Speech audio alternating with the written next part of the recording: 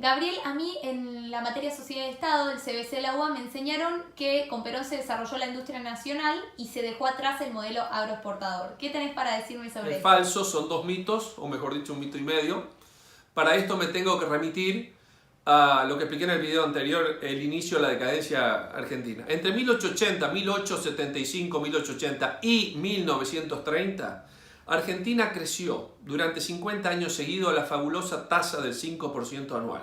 En un momento donde crecer al 3% era fantástico. Muy pocos países, solo los que estaban en la vanguardia, crecían a esa velocidad. Equivaldría a crecer en este momento al 15 o más por ciento anual, solo que en esa época lo hicimos durante 50 años seguidos. Ahora, hay un dato adicional. El dato adicional es que en ese periodo de tiempo el agro creció al 3,7, lo que era muchísimo, lo que era espectacular. Y la industria creció al 5,7, mucho más que el agro, lo cual desmiente aquello de modelo agroexportador. Habría que llamarlo con propiedad modelo industrialista agroexportador. Ejemplos de este crecimiento fantástico de la industria son muchísimos. El alsaciano Emilio Biecker, entre 1860 y 1870, inauguró en Buenos Aires una fábrica de cerveza de dimensión y calidad europea antes que este producto sea de consumo popular en nuestro país. Esto lo siguió después, por los mismos años, un poquito después, la familia Bember, inaugurando la fábrica de cerveza Quilmes. Y lo mismo hicieron muchas familias alemanas en el sur de Santa Fe, iniciando una tradición que sigue hasta nuestros días. Otro personaje, Melville Bagley, todos recordaremos este apellido. Durante el gobierno de Mitre fabricó el primer producto inscripto en el registro de patentes y marcas en nuestro país, la esperidina.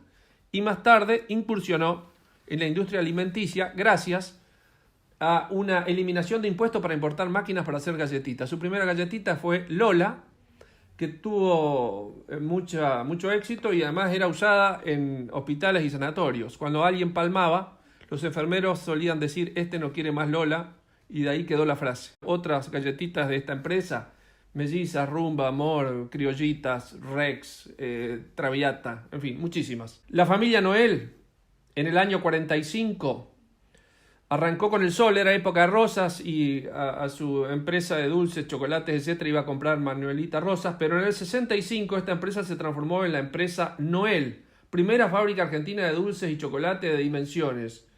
Estuvo vigente durante un siglo y medio con mucho éxito y fue líder en Latinoamérica. En 1883, Tiburcio Venegas fundó la bodega El Trapiche. Ya el vino se fabricaba hacía mucho tiempo, pero esta bodega fue un salto cualitativo, convirtiéndose en una de las personalidades más importantes en la vitivinicultura argentina, junto con dos personas, Agoston Arasti de California y Silvestre Ochagavía en Chile. Desde 1853, fecha de nuestra Constitución Nacional, los nuevos emprendimientos industriales vinculados directamente a la producción rural, como frigoríficos, industria bodeguera, azucarera y lechera. Me voy a referir a una sola, la industria lechera. Las pequeñas industrias elaboradoras y comercializadoras de productos derivados de la leche prosperaban imparables. Un ejemplo, 1855 aparece Mañasco Hermanos.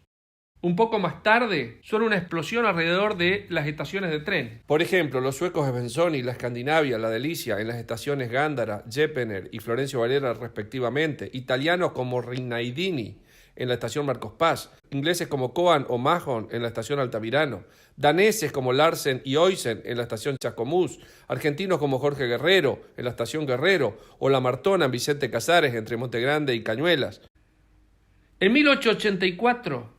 de la unión de un belga, Ernesto Bunge, y su cuñado Jorge Born, surge Bunge y Born, para dedicarse a la comercialización de cereales, un trading internacional. Ya no estamos solamente en la producción, sino en la comercialización a escala mundial. En 1899, la misma empresa adquiere un taller de hojalatería y empieza a fabricar envases Centenera, que tengo entendido sigue hasta el día de hoy. Fue una líder continental en producción de envases. En 1902, el grupo Bungeborn instala un molino en el dique 3 de Puerto Madero y nace Molinos Río de la Plata, con la gran cantidad de productos de consumo diario, sigue hoy. En 1911 hay una huelga de obreros de la panificación, anarquista. Su gran aporte en la industria fue haberle puesto nombres que trataban despectivamente a las Fuerzas Armadas y al clero a ciertas facturas.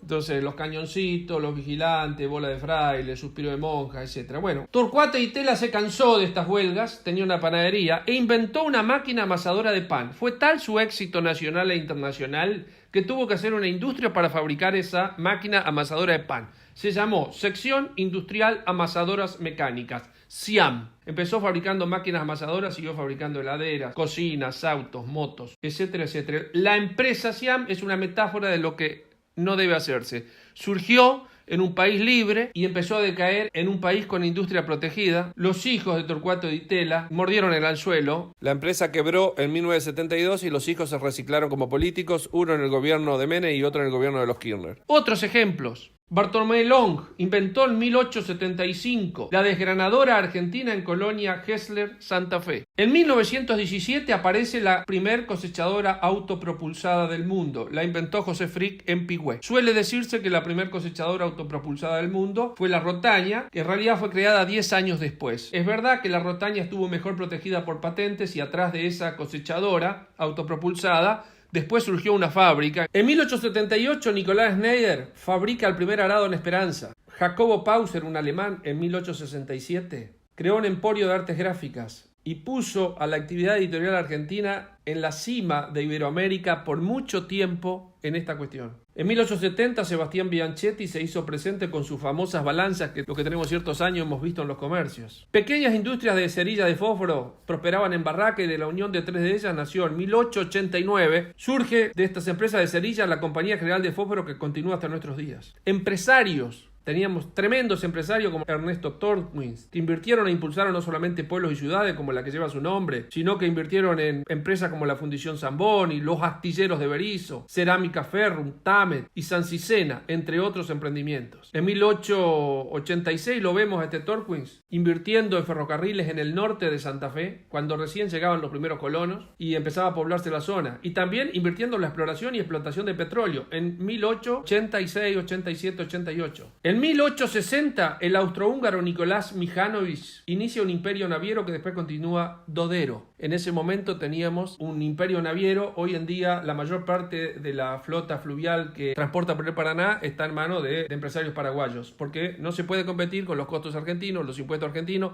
y los costos laborales argentinos con nuestros colegas paraguayos. En 1824, para poner el último ejemplo, Steverling funda Algodonera Flandria. Con el tiempo se convierte en una industria floreciente y en su entorno crece una ciudad Flandria, es cerca de Luján. Como estos ejemplos podríamos seguir al infinito. Este era el país que en 1889, con motivo de los 100 años de la Revolución Francesa, en la Exposición Universal de París, asombraba al mundo. Había dos cosas que todos miraban. Una era la Torre Eiffel y la otra era un pabellón que imitaba un palacio. Era el pabellón argentino, donde se veían, por supuesto, los productos agrícolas y ganaderos que venían de las míticas pampas, pero también se veían multitud de industrias, como por ejemplo la Cámara de Conservación en Frío de la empresa San Cicena y tantos otros que maravillaban. Esto hacía decir, por ejemplo, a algunos periódicos franceses: su futuro es tan grande, referido a la Argentina, su prosperidad creciente, su situación excepcional, comparable a la de los Estados Unidos del Norte.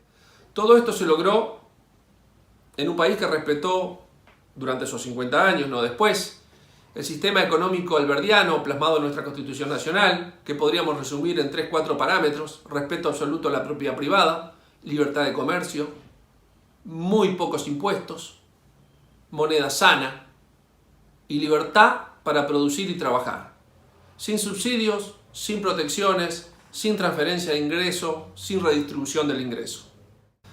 Este es el país que estaba entre las 7 potencias del orbe hasta 1930, incluso un poco más, y que hoy luce en los indicadores mundiales de libertad económica al lado de países comunistas, países que recientemente han salido del comunismo, teocracias islámicas, dictaduras tribales, como podemos estar viendo en el mapa.